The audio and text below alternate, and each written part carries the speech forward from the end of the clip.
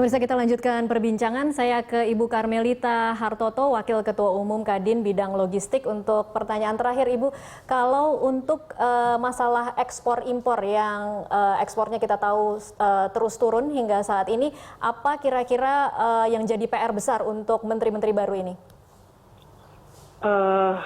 Kalau ekspor sendiri, Mbak, masalahnya sekarang ini memang turun ini, Mbak, bukan hanya di negara kita, tapi kan di negara lain juga sama, Mbak. Memang pertumbuhan juga lagi turun ya, Mbak ya. Jadi harapan kita bagaimana ke depan ya, kita berbuat sesuatu. Saya sendiri terus terang dalam hal ini juga mengasih suggest terlalu banyak, nanti bisa terlalu pintar ya, Mbak ya, karena di negara lain lagi keadaannya juga kurang baik. Oke. Ini mungkin dari saya. Oke. Ya, sayang sekali memang sambungan teleponnya kurang baik, tetapi terima kasih untuk waktunya Ibu Karmelita Hartoto, Wakil Ketua Umum Kadin Bidang Logistik. Kita masih menantikan sambungan langsung bersama Menteri Menko Kemaritiman yang baru saja dilantik siang tadi, Rizal Ramli, tapi saya akan kembali lagi ke Pak Joni Plate. Kalau kita bicara soal angka ekspor impor yang tadi mungkin dibahas oleh salah satu penelpon, kira-kira meskipun ini terjadi di semua negara, tetapi adakah sesuatu yang bisa dilakukan di dalam negeri yang bisa kemudian menjaga angkanya tidak turun terlalu jauh lah? Nah, yang pertama pasti begini ya, turunnya ekspor kita ini juga memang karena permintaan internasional itu menurun. Iya. Ya. Nah, untuk merangsang competitiveness kita, ya, maka yang pertama tentu efisiensi di dalam negeri harus bisa segera kita lakukan. Efisiensi yang potensi untuk dalam waktu cepat bisa kita atasi adalah salah satunya dwelling time itu dan logistiknya. Dwelling time ini apabila dipercepatkan menjadi lebih efisien. Ya. Kalau kita menjadi lebih efisien, cost produksi kita menjadi lebih efisien, ya, maka ya competitiveness-nya kita di pasar internasional menjadi lebih bagus. Ya, apabila tidak, maka akan menjadi lebih sulit. Saat ini kita sedikit terbantukan ya terkait dengan produk-produk khususnya yang terkait dengan komoditi dari dalam negeri ya. Itu di pasar internasional menjadi lebih kompetitif karena terjadi pelemahan rupiah. Ya, tapi tentu tidak bisa saja itu. Ya, kita tidak bisa membangun Indonesia hanya berbasis sumber daya mineral kita dan pelemahan rupiah, tidak bisa. Ya, kita harus memastikan industri kita ya itu juga industri yang sehat. Ya. Untuk industri yang sehat salah satunya memastikan cost-nya efisien. Ya. Efisiensi kita di dalam negeri ini harus betul-betul kita perhatikan melalui produktivitas yang tinggi, melalui apa? Melalui juga hambatan-hambatan administratif itu dikurangi. Ya. Itu yang bisa kita lakukan dalam waktu dekat. Kalau untuk memacu produktivitas tinggi, kemudian ada sejumlah pihak yang mengatakan bahwa hambatan terbesar kita adalah infrastruktur. Artinya ketika kita mau membangun dan memperbaiki infrastruktur itu kan butuh waktu. Nah, kalau sebut infrastruktur memang sulit ya. Memang kebijakan negara kita ya beberapa dekade terakhir ini adalah kebijakan konsumsi dan itu sesuai dengan amanat Undang-Undang Dasar juga. Nah, karena duit kita terbatas, semuanya digunakan untuk konsumsi, belanja infrastruktur kita menjadi berkurang. Karenanya kualitas dan ketersediaan infrastruktur kita memang sangat minim. Ya. Saat sekarang justru kebijakan dari politik budget kita adalah sedikit mengurangi belanja konsumsi dan mengalihkan untuk belanja infrastruktur. Ya.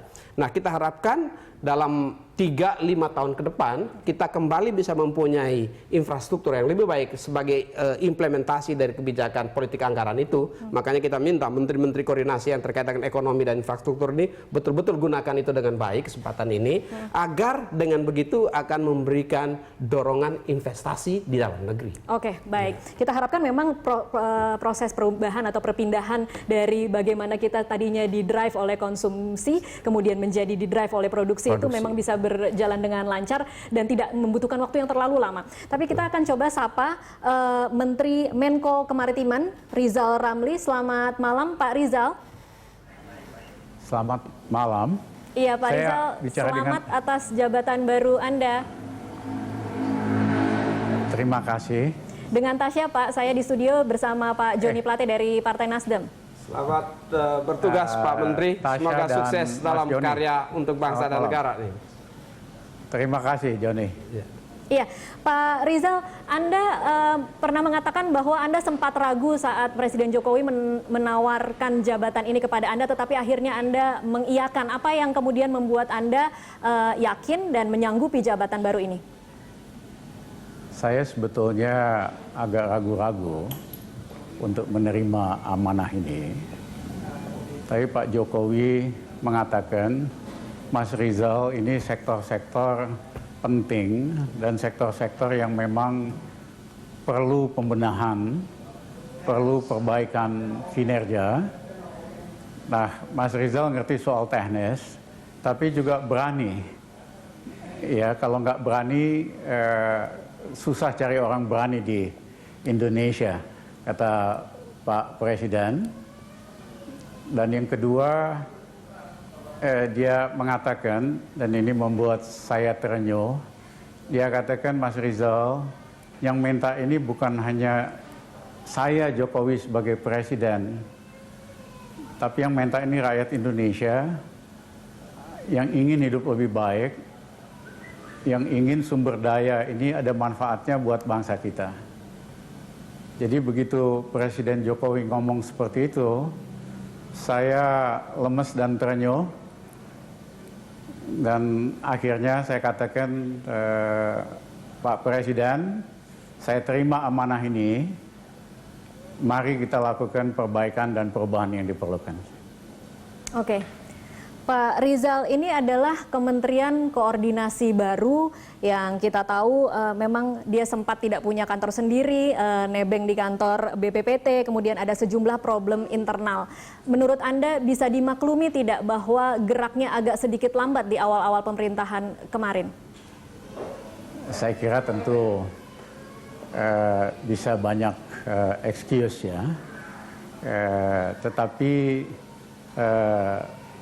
Pak Jokowi inginnya ini Menteri Koordinator bidang maritim dan sumber daya. Karena yang harus dikoordinasikan itu sektor maritim dan perikanan, sektor ESDM, sektor perhubungan, sektor pariwisata, dan ada 2 sektor lagi yang akan ditambahkan. Oke, baik. Kalau bicara soal PR terbesar yang kira-kira Anda akan lakukan atau kebijakan atau terobosan yang akan Anda lakukan pertama untuk pembenahan di Kementerian Koordinasi Kemaritiman, apa itu Pak Rizal? Ya, saya kira banyak hal sekali, karena